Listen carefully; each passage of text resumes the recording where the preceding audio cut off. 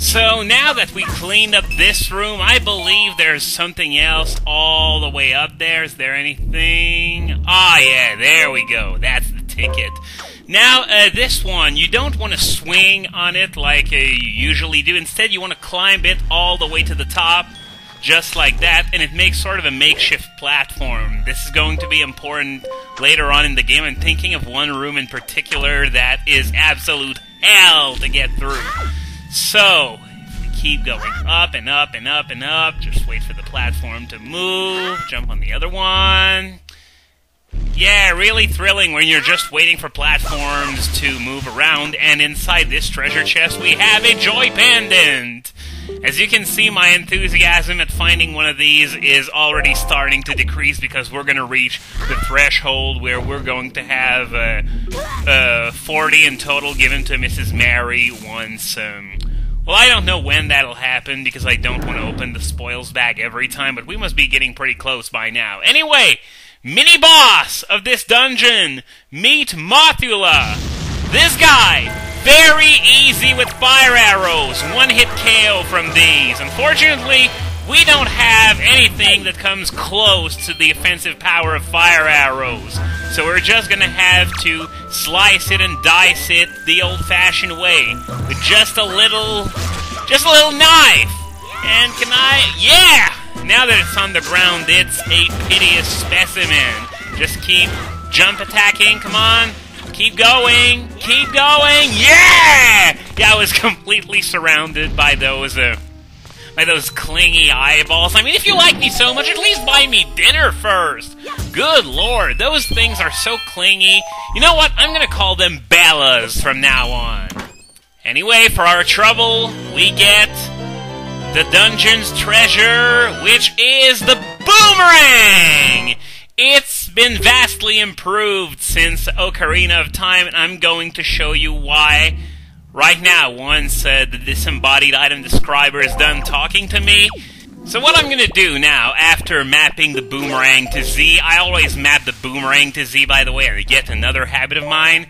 Once you aim at a given target, it's going to remember to hit that target, and you can keep aiming at other targets by simply pointing at them with the red cursor, and you can hit up to 5 targets that way. And also, killing those P-hats is going to become a lot I'm trying to dodge it, and I run into it anyway. Awesome. But yeah, a lot easier, because once you've looted its golden feather, you can just throw the boomerang at it twice, and it's history. Now there's another one up there. I maybe loot it. I got the lock on for just a fraction of a second, and oh, come on! Just want to lock on to you, please! Oh, jeez. Well, you know what? Screw that. I'm moving on. So you can do the same thing with those flowers that grow on doors. You can hit them from afar with the boomerang. So once again, it's something else that's going to become a lot easier. Now, you want to make a path through this by removing those all those thingies. I really don't know what to call these. I'm neither a botanist, neither am I an obsessive Zelda fanboy to the point where I can name all of these things. But once they're all out of the way, you can just move over to the other side with the Deku Leaf. And in this chest, we have yet another joy pendant. And the enthusiasm still decreasing, as you can probably figure out by now. So, now we're back in the main room, all the way at the top, so nothing here, okay. What you want to do, head over to this giant flower with the Deku Leaf, and aim to each of the vines supporting it with the boomerang, and if you cut them all at once, it's going to come crashing through the ground and into the basement of this dungeon. And hey, random boomerang, how's it going? Now, going through here, we're going to get a few more applications for the boomerang right after I'm done dealing with this P-hat. So what you can do, there's a million Bellas over there, and you can just aim at a few of them, and it's going to turn into a huge genocide. See, I think I only aimed at 2 of them, but I killed 4, so let's see if I can finish all of these guys off. Here we go. This should be good enough for me to pass. So here, we got vines that drain your magic if they latch onto you. So you want to stay far away enough from these things. So let's just fight these guys, and I think this should be good enough. Oh, there are 2 more here. You really want to stay far away from the draining vines or cut them off, alternatively. And now there's a chest over there, so I'm not going to be destroying the vines that support this flower quite yet, because I want to make it over there, even though there were only 10 rupees inside. So you do what you did a few moments ago. You just destroy all 4 vines together. And ow! There are Octoroks down there, so you gotta be careful. Now, you want to throw this bomb flower over there, which will open this passage. This room is entirely optional. However, it's going to give you a treasure chart, so I strongly recommend, if you're a completionist, that you actually check this room out. Either that, or if you tend to run out of money at the end of the game, then those treasure charts are really, really good for making you some quick money if you actually bother grabbing them. So, just going to dispatch all of these P-hats, because I'm going to be spending quite a bit of time in this room. So make sure all of these are dead. Is there? Okay, there's a heart to replenish my health. See what I meant in the last part about how common recovery hearts were? Yeah, that you can just cut some grass and you're gonna find some sooner or later.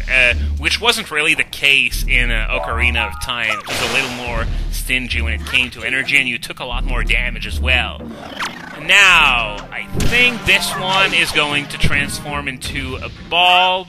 Is there anything of note on this floor? Nope, I can start going up. And screw those Bellas over there, they're not even worth the time to kill, because, well, I don't think they can drop pinatas, and even if they did, I don't think there's anything in there that would be of interest, because they never drop anything that's that goes in the spoils bag anyway. So we want to make our way over there, and you may have noticed that there are several little tree houses inside the Forbidden Woods. This is because the Koroks used to live there before they moved to the nearby island, which constitutes the new Forest Haven. And okay, yeah, we busted the flower that was on top of this treasure chest, which contains the treasure chart that we were after. The reason why I didn't jump into the hole instantly when I threw the bomb is because sometimes the bomb isn't going to explode at the right spot. It's going to blow off a few vines and nothing more, and then you have to climb all the way back up, get another bomb flower, and do it all over again. So it's worth it to, just spare 1 second to stay on the platform just a little longer, see if the flower actually blew up or if it was just a couple of vines, because judging by the sound, it's sort of hard to tell. Now in this room, the flower is attached to the vines once again. It refreshed while we were in the other room, so we're going to have to do it again, and after that we're going to be good enough to move on. This room is basically just a river with a few Octoroks to kill. Nothing too difficult as long as... Oh, come on! I had my shield up. I was about to kill it. So, yeah, this room is really nothing special. This flower here is powered by the wind from the Deku Leaf, and sometimes what's annoying with this flower, as is happening right now, is that sometimes you blow the wind in one direction, but the flower goes something else completely. Yeah, like that! Like that! Like that! Get off the wall, goddammit! Yeah, this brings back memories of... you remember the boat from Corona Mountain in Super Mario Sunshine, which goes in every direction except the one where you want it to go? Yeah, like that, except you're not going over instant death lava. Instead, you're just going over water, which isn't really a problem. Some more magic draining vines, as well as some green tubes. We can just kill a few of them and be able to get through without taking too much damage in either hearts or magic. Come on, back up. You know what? I am a complete moron. I just remembered I have the boomerang, and the boomerang stuns these suckers for quite a bit longer than that. No, I just want to leave. I want to leave, camera! Oh, great. Oh, man. At least I did. I only take a quarter of a heart of damage. This is one of the benefits of playing Wind Waker, is that you're not too penalized for your mistakes, even though that makes the game far too easy, in my opinion.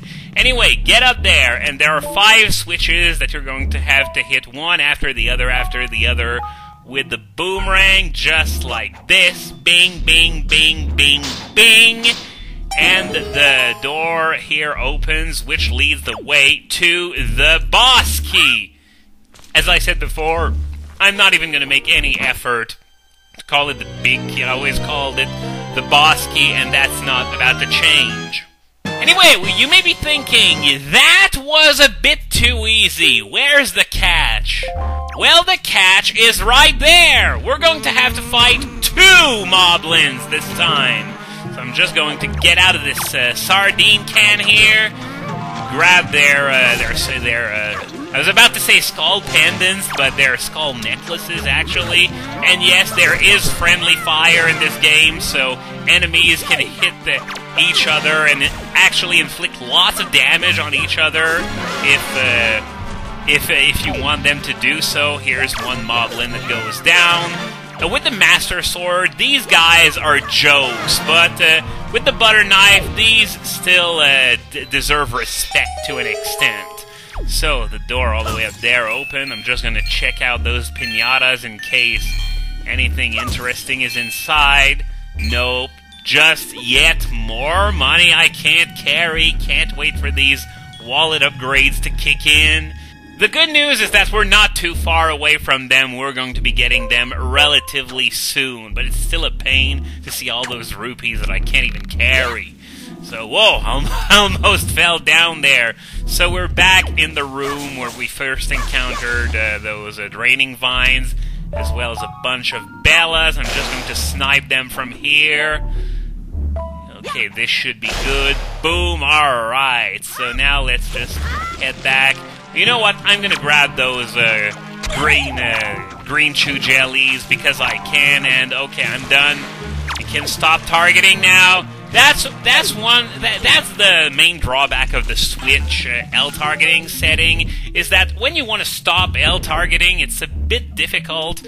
Anyway, let's head out of this basement, which is done by blowing on that leafy thing over there. Go into the bulb, then take the air current back up before it runs out. Yeah, that's only temporary, of course, in case you want to return to the basement. And now, we're going to head back to the second room of this dungeon, now that we have the boomerang, and grab the treasure chart that we couldn't grab on our first trek through that room. So, it shouldn't be too long of a trip, so I'm just going to... I don't even think it's worth it to skip it, because it's like the next room already, so I'm not even going to bother cutting it out. So, let's head over there, and, oh, wait a minute, I'm an idiot. This isn't the room I was thinking of. Wow, well, that wasn't very smart. I think the next room was the one I was thinking of. Yep. This is why I don't regret not cutting anything out, because sometimes fails like this happen, and you don't get to see them because I'm not recording at the time. So, what you want to do now, head into this bulb that we ignored earlier, and the upper walls of this room have a lot of these, so you just have to go from one to the other, to the other, to the other. I'm just going to ignore that Boko Baba over there, because it really doesn't do all that much.